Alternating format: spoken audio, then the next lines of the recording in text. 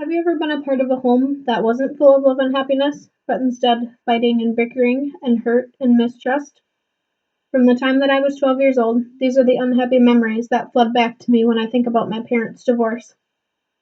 I think about the way that it impacted me and the way that I reacted to that situation and how I react to situations today. And I also think about how it impacted my mom and dad and my little brother who was only 7 years old.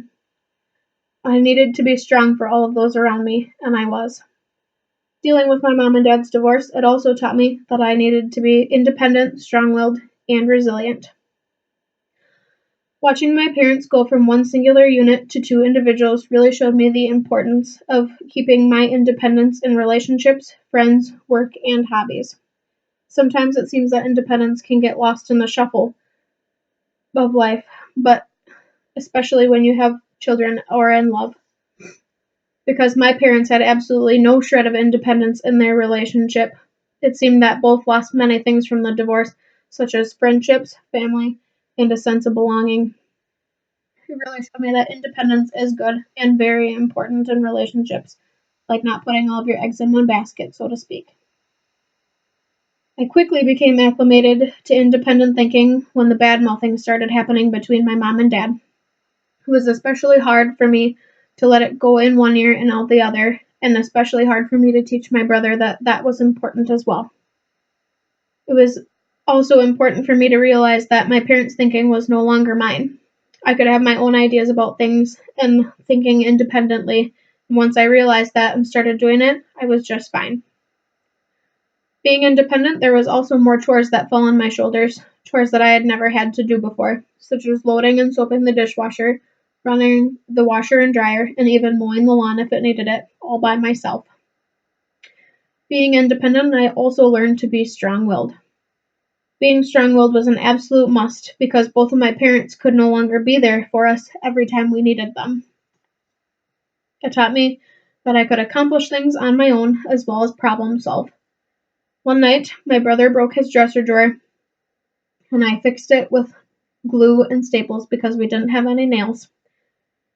I learned how to use a drill on a tech ed project that I had brought home because all by myself. And I remember throwing away countless numbers of cookie dough because I had put in the wrong measurements or the wrong ingredients.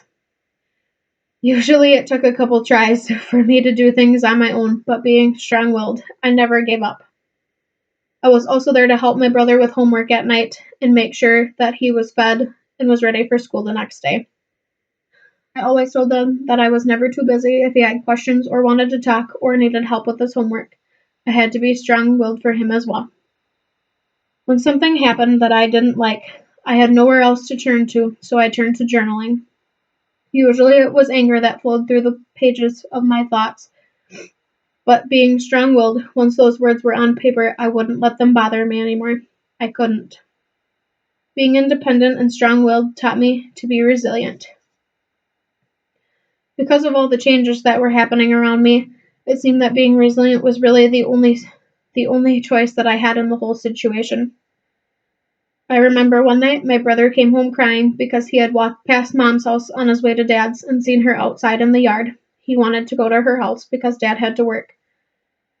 I had talked to him, sat him down, and made sure that he was calm, and then explained why we couldn't go to Mom's tonight. It was Dad's night.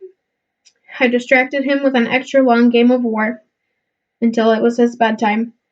Had I not been resilient and strong willed, I would have broke down and cried myself.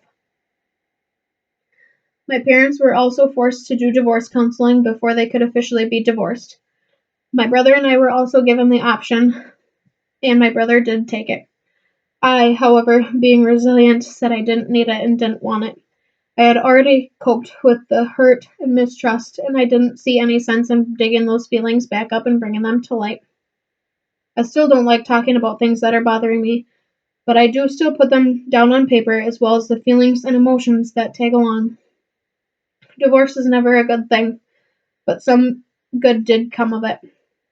Being independent, strong willed, and resilient, I attribute all these traits to my parents' divorce. All have helped me in many different life situations and taught me many things about myself.